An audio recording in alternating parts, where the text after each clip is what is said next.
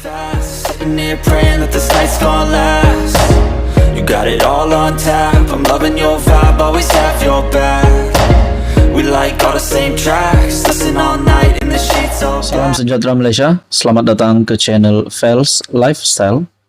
Satu lagi isu hangat hari ini, kali ini pula menyebut nama Timbalan Pengerusi Perikatan Nasional dan juga Presiden PAS, yaitu Tan Sri Abdul Hadi Awang. Artikel daripada Malaysia Kini pada Februari 14. Presiden PAS hina institusi kehakiman perlembagaan, kata pemuda amanah.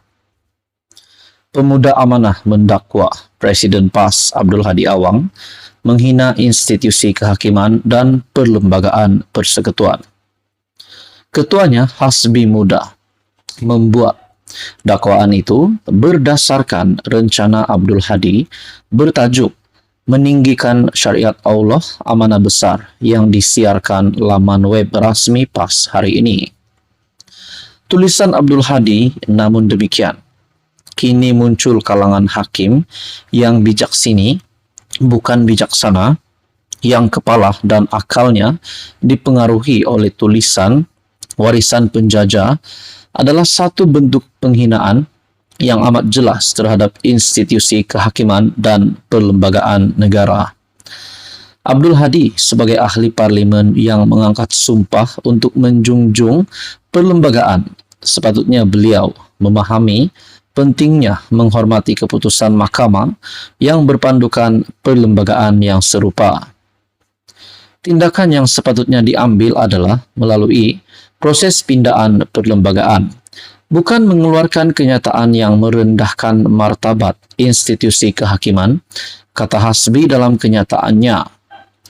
Tulisan Hadi disiarkan sewaktu pelbagai pihak memberikan reaksi terhadap keputusan Mahkamah Persekutuan membatalkan 16 peruntukan kesalahan di bawah enakmen Kanun Jenayah Syariah dalam kurungan 1 Kelantan 2019 baru-baru ini. Ia juga disiarkan pada hari yang sama selepas Kementerian Dalam Negeri KDN memberi amaran bahawa pihaknya sedang memantau reaksi orang ramai terhadap kes tersebut. Walaupun tidak berpuas hati dengan keputusan mahkamah, Abdul Hadi sebagai seorang ahli parlimen yang cukup lama sewajarnya faham keputusan hakim adalah berpandukan perlembagaan persekutuan. Kegagalan sebenar adalah pada sosok Abdul Hadi sebagai ahli parlimen yang pernah menjadi sebahagian dari kerajaan namun tidak ada usaha untuk memindah perlembagaan, sekaligus mencerminkan dirinya bersikap sambil lewa dalam menjalankan peranan sebagai seorang ahli legislatif, tambah Hasbi.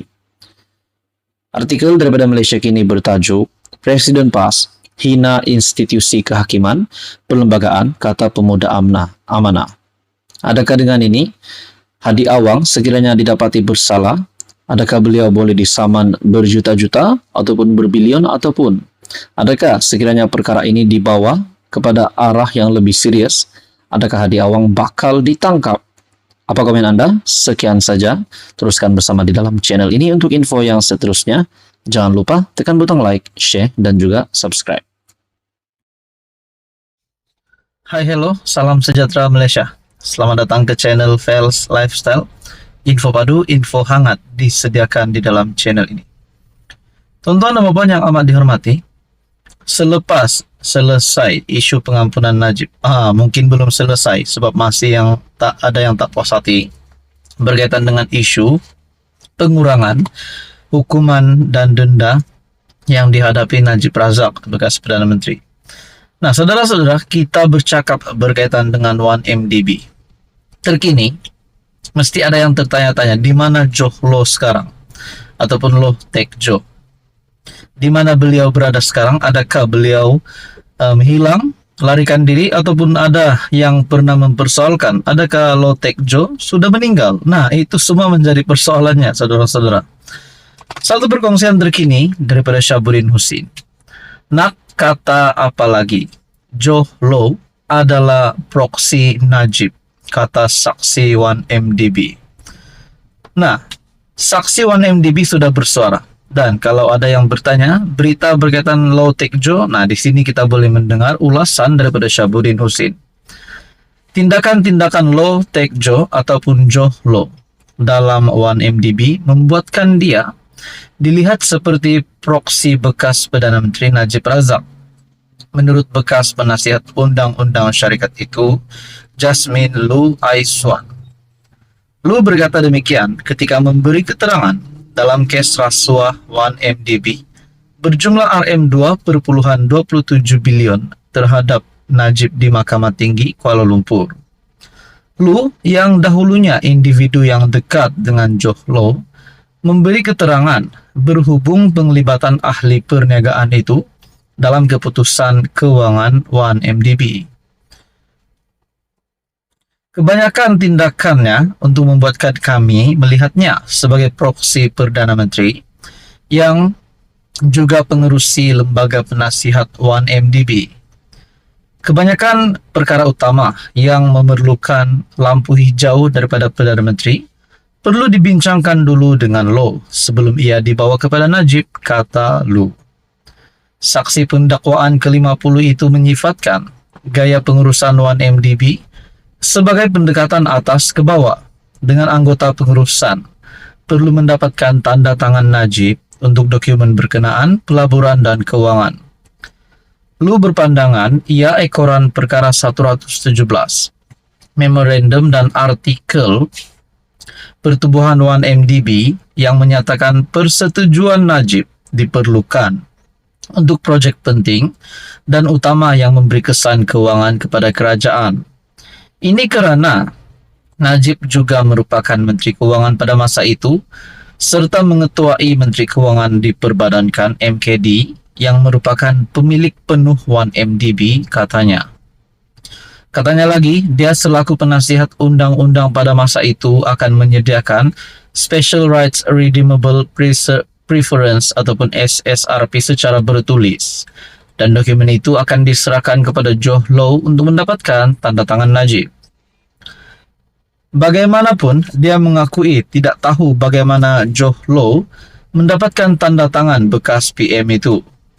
Lu juga memberitahu yang bekas CEO 1MDB Syahrul Azral Ibrahim Halmi menawarkannya untuk menyertai 1MDB sebagai penasihat undang-undang pada Mei 2011, meninggalkan kerjaannya di UBG Group yang bergaji Rm45.000 sebulan. Lu berkata, Joh Law yang juga menjadi pengarah UBG Group berkata yang dia tidak menghalang jika dia ingin menyertai 1MDB. Lu bekerja dengan UBG Group sejak 1 Januari 2009 hingga April 2011. Menurut keterangannya, dia pernah bekerja sebagai sekutu di firma Guaman Zain & Co pada 2004 hingga 2008, sebelum dibawa Joh Law untuk menyertai UBG Group. Perbicaraan di depan Hakim Colin Lawrence Sequeira bersambung esok. Najib kini dibicarakan atas 4 pertuduhan salah guna kuasa dan 21 pertuduhan pengubahan uang haram melibatkan Rm2,27 bilion dana 1MDB. Sumber daripada Malaysia Kini dan dikongsikan oleh Syahabuddin Husin pada 14 Februari. Apa komen anda berkaitan dengan isu ini? Sekian saja, teruskan bersama di dalam channel ini untuk info yang seterusnya. Jangan lupa tekan butang like, share, dan juga subscribe.